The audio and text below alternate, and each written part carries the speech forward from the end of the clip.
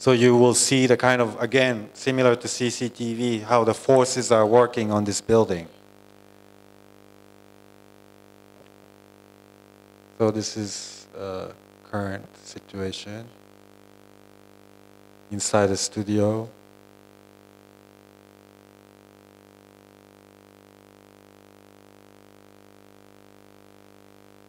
It will open this summer. There's another element.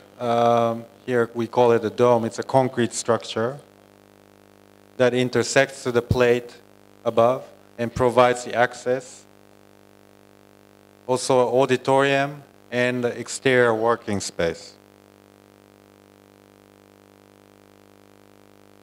This was when they cast. It was a kind of 24-hour continuous cast.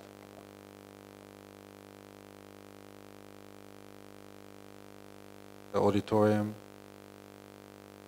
and underneath the dome. The roof was a green roof, but it has two patterns. One is a green density change from a lawn to a more dense green. And this is a pattern of the skylight. As you go deeper, there are less light coming in, so we made the skylights bigger.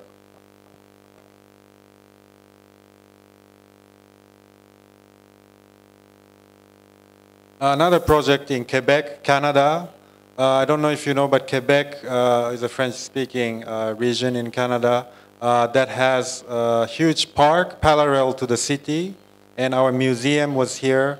They bought the new site here where it interfaces the city. So the museum was always considered as something inside a park, but this was the first statement from them to have a site that interfaces the city. So what we did is to give a chance to all the three players, not just museums. We thought that the art museum can extend, but also simultaneously the park and the city together. So it's a 3 stack boxes that the park extends over, and below there's a kind of room for the city. The program was organized in such a way that it followed the client's demand. 3 different sizes of the galleries. And on the roof there's a green that continues the park. And it was next to the church and made a kind of little courtyard in between.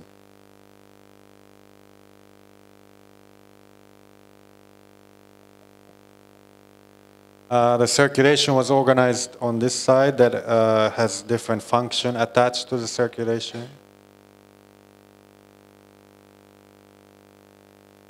Also, facade was made translucent because of the consistent lighting experience that museum people, the visitors must have. We used triple glazing because the climate is very harsh. In June, they still have snow here, so the glass had to perform really well. These are the kind of facade samples.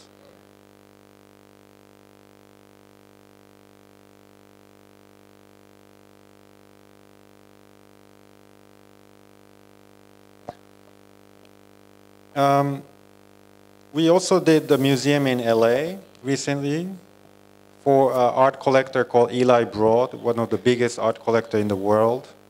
Downtown LA next to a Disney concert hall by Frank Gehry. Eli has been instrumental to the art world in LA. He has a tremendous amount of collection, but he never had his own museum. So what he was doing was storing most of it to his archive, but also renting it to the museum in the world. But at the age of 70-something, he decided to build his own museum in downtown LA. This was an extract from a brief, so he had a clear idea how it should be. So we were asked not to change too much of the organization. And strangely enough, this box in the future will be surrounded by developer towers. That was also decided, which we thought it was very strange to have a museum that that is attached to a residential tower. But nevertheless, it was part of the ambition to revitalize downtown LA, which was a little bit not working. So again, this was the program and the organization that was imposed on us. But we thought that the ground floor, because in their ambition there will be more future pedestrian traffic, we thought that we can do on the ground and not change 2 levels above. Because the ground, we had the potential to transform according to the exhibition, and Eli also talked about open archives and so on. So first thing we did, this building couldn't be thought of without Gary's building next, one of the most famous buildings in the world. So we decided to mirror the skyline, to open the ground.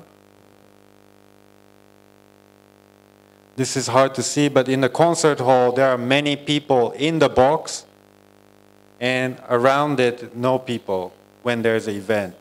We thought that it was interesting for this building to inverse that condition. So archive in the center, so no people, but full of people around.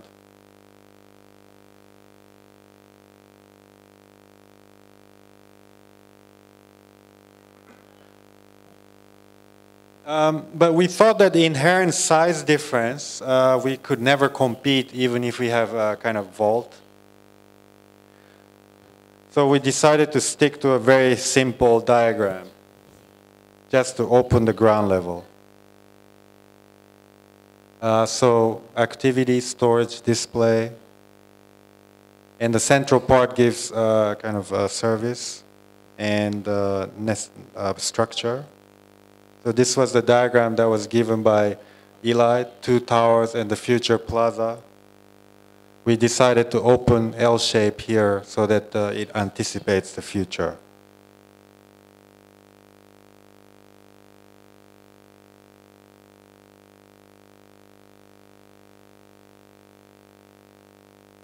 It has a kind of atrium.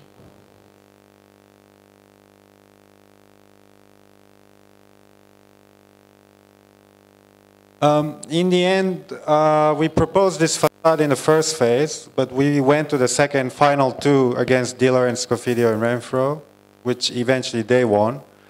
But so we had to develop the facade. In the first competition, it was a kind of just a motif. But we thought that it was nice to again correspond to the Gary's building.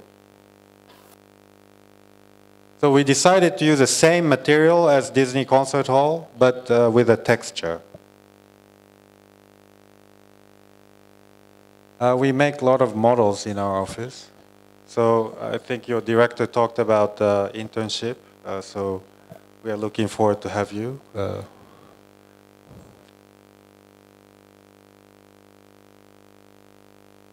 In the end, we found a technique called explosion foaming.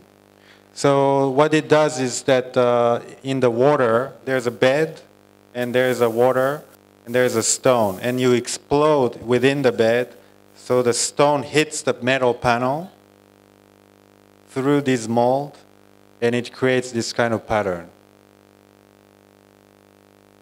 So it looks like almost someone threw stones to Gary's building. That's why we lost, I guess. We chose in the end even more extreme pattern, which is this one. You can see even the kind of pattern of the stone engraved into the metal. What it does is that each time the explosion is different, so with one system you can create a random panel.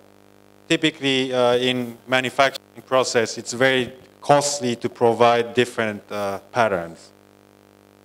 So you can see the contrast. It's the same material, but completely different expression.